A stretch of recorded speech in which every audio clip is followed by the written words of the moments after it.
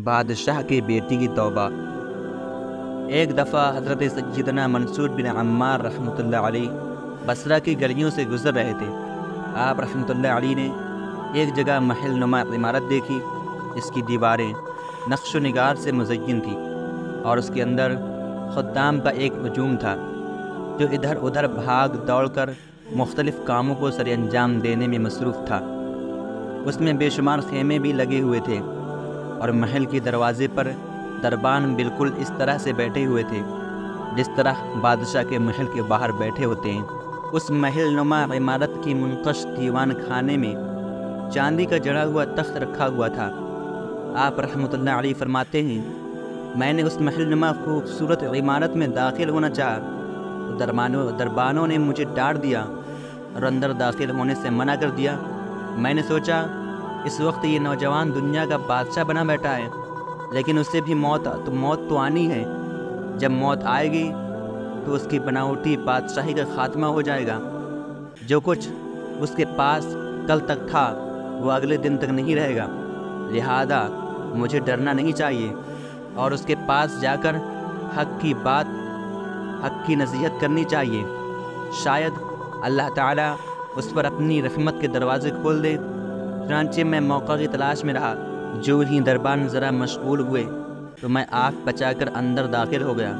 میں نے دیکھا کہ اس نوجوان نے کسی عورت کو پکارا، اے نسواں! اس کے بلانے پر ایک کنیز حاضر ہو گئی۔ مجھے یوں لگا جیسے اچانک دن چڑھ آیا ہو۔ اس کے ساتھ اور بھی بہت سی کنیزیں تھیں جن کے ہاتھوں میں خوشبودار مشروب سے بھرے ہوئے برتن تھے۔ اس مشروب کے ساتھ اس نوجوان کے دوستوں کی خدمت کی گئی۔ مشروب سے لطف اندوز ہونے کے بعد اس کے تمام احباب ایک بعد دیگرے اس کو سلام کر کے رخصت ہونے لگے۔ جب وہ دروازے تک پہنچے تو انہوں نے مجھے دیکھ لیا اور مجھے ڈانٹنا شروع کر دیا۔ میں نے اس سے خوف زدہ ہونے کے بجائے پوچھا کہ یہ نوجوان کون ہے؟ انہوں نے بتایا یہ بادشاہ کا بیٹا ہے۔ میں یہ سن کر تیزی سے اس نوجوان کی طرف بڑھا اور اس کے سامنے جا کر رک گیا۔ جب بادشاہ کے بیٹے نے مجھ جیسے فقیر کو اپنے سامنے کھڑا پایا تو سخت غصے میں آ گیا اور کہنے لگا، ارے پاگل، تو کون ہے اور تجھے کس نے اندر داخل ہونے دیا اور تو میری اجازت کے بغیر کیسے آیا؟ میں نے کہا، اے شہزادے، ذرا ٹھہر جائیے اور میری لا علمی کو اپنے حلم اور میری خطا کو اپنے کرم سے درگزر کیجیے۔ میں ایک طبیب ہوں۔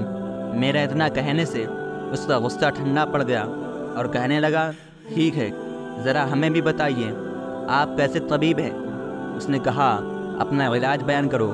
میں نے کہا، اے شہزادے، تو اپنے گھر میں آرام سے تخت پر تکیہ لگائے بیٹھا ہوا ہے اور لہو لعاب میں مصروف ہے، جبکہ تیرے کارندے باہر لوگوں پر ظلم و ستم کے پہاڑ توڑ رہے ہیں۔ کیا تجھے اللہ سے خوف نہیں آتا؟ اس کے دردناک عذاب کا تجھے کوئی ڈر نہیں؟ تجھے اس دن کا کوئی لحاظ نہیں جس دن تمام بادشاہوں اور حکمرانوں کو ان کی بادشاہیوں اور حکمرانیوں سے معزول کر دیا جائے گا اور تمام سرکش ظالموں کے ہاتھ باندھ دیے جائیں گے؟ یاد کر اس اندھیری رات کو جو یوم قیامت کے بعد آنے والی ہے، اور جہنم کی وہ آگ جو غصے کی وجہ سے پھٹنے والی ہے اور جو غیظ و غضب سے چنگھاڑ رہی ہے۔ سب لوگ اس کے خوف سے حواس باختہ ہو جاتے ہیں۔